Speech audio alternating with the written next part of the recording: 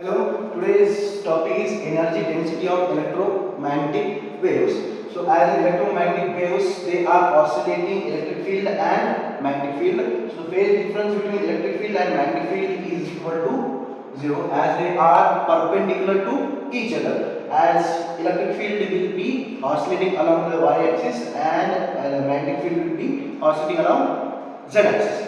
So it is not compulsory that it will be always on y and z. It can be decided by using E cross B, just like I dot j. If it is I dot j, the output will be k. So the k will be the waves propagation. It will be the waves propagation that will be in the direction of k. So each having the same energy, so they will be equating the same equal amount of energy with each other.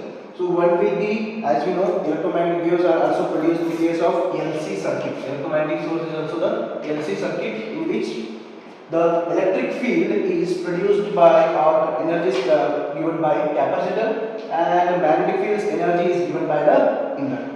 Okay, so from that one, if we start, we consider the magnetic field or we can start with electric field. Consider two plates. Two plates of capacitor, in which one having a positive charge and another having a negative charge. This will be the electric field, positive terminal to negative terminal. The distance between the plates are d and consider the area is A.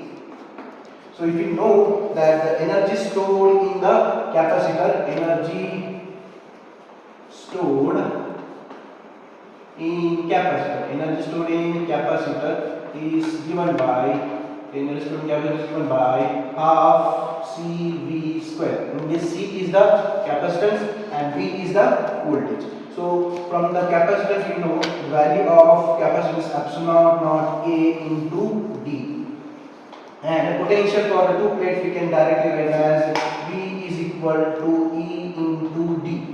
So I will substitute this equation in the energy. So we get U is equal to half epsilon naught A D into E square into D square. So D get cancelled. So we get energy is equal to half epsilon naught A area square into D. So if you can see that area into length, it is considered as the volume. So we can write energy density. Energy is equal to half epsilon naught E square. Area into density is called as volume. So we can take volume under the energy. So it will become energy per unit volume is equal to half epsilon naught E square. So as it is E or E square, so energy per unit volume is called as energy density. So energy density is equal to half epsilon naught E square. So E is the electric field and we have the value of electric field E naught sin kx plus or minus omega t. As it is variable, so in place of E we can take the average. So electric field will be equal to half epsilon naught E naught square sin square kx plus or minus omega t. So here sin square all are variable, E square is constant, sin is depending upon the omega t, so it is variable. If it is variable, we can take the average. So average will be written as, we can take it as average. So we can write as average. So nu E electric field energy density average is equal to half epsilon naught E naught square, as the constants average will be same thing, and sin square omega t will be taken as half. So it will be taken as 1 by 4 epsilon naught E naught square.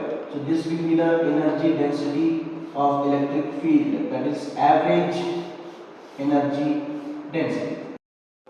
So this is the average energy density produced by the capacitor, which is given to the electromagnetic waves. Half energy is given by the capacitor. So now we will take the average magnetic field, which is given by the inductor. So as we know, the inductor is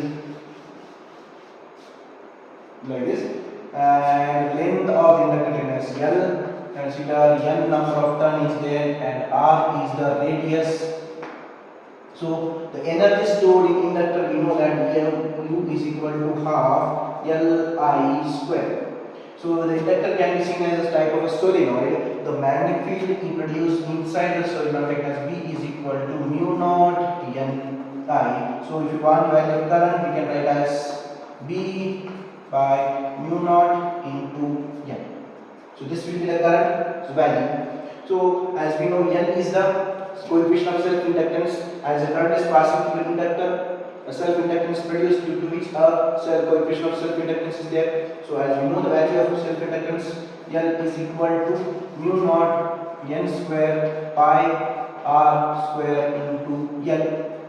So if we substitute the values into the energy, we get energy U is equal to half mu naught N square pi R square into L, and value of current, that is B square by mu naught square N square. So from this one, mu naught square and N square will cancel. The remaining part will be half pi R square into L B square by mu naught. So we can consider pi R square is the area, N is the length. So it will become volume. So U is equal to half volume into B square by mu naught. So we can take the in denominator, we can take as energy per unit volume is equal to half B square by mu naught. So it is energy per unit volume, we can call it as a energy density. So we can write energy density of magnetic field is equal to half B square by mu naught.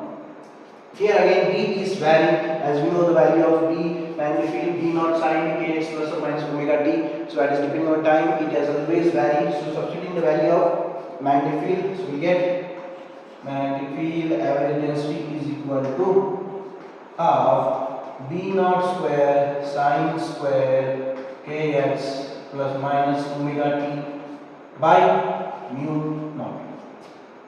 So as again it is varying, so we will take the average. If we take the average, so mu naught and B naught are constants, so average of the constant will be constant only. So average density of magnetic field is equal to half. So these are constants, we can write B naught square by mu naught, and value of sin square omega t average is taken as half. So we taken as half. So we get average density, average energy density of magnetic field 1 by 4 B naught square by mu naught.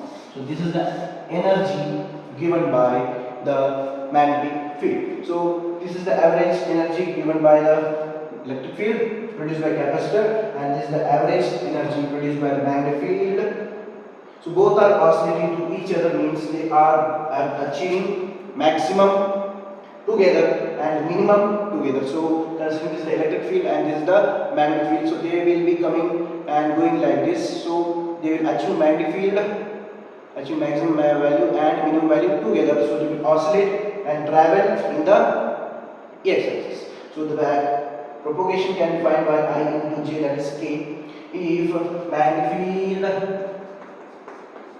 is at, if you know that one, I, j, k, cross multiplication. If electric field is at j and magnetic field at k, so the waves propagation between the I vector. So I will be taken as x-axis, j can be taken as y-axis, and k can be taken as z-axis. The wave propagation will be along x-axis. So this is the average energy density of electromagnetic waves.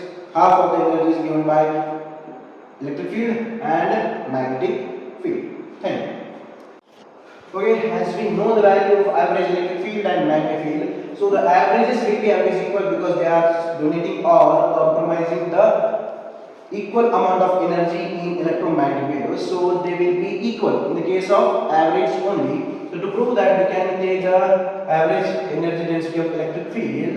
So we can take here, that is mu E average is equal to, we have the value that is 1 by 4 epsilon naught E naught square. So from the properties of the electromagnetic waves, we know that E naught by V naught is equal to C. The peak values will be equal to C, that is velocity of light. So from this you will get E naught is equal to V naught into C, that is velocity of light. If you substitute here, you can get 1 by 4 epsilon naught in place of E naught square. We can substitute V naught square into C square.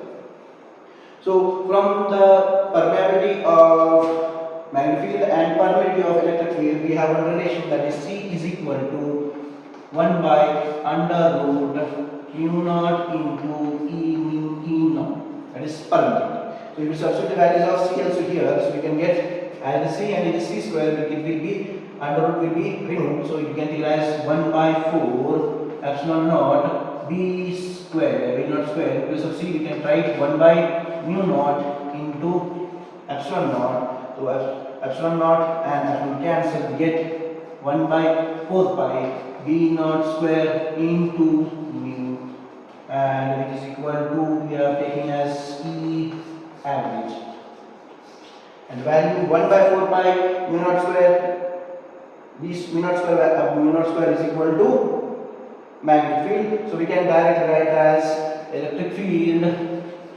average density is equal to average density of magnetic field.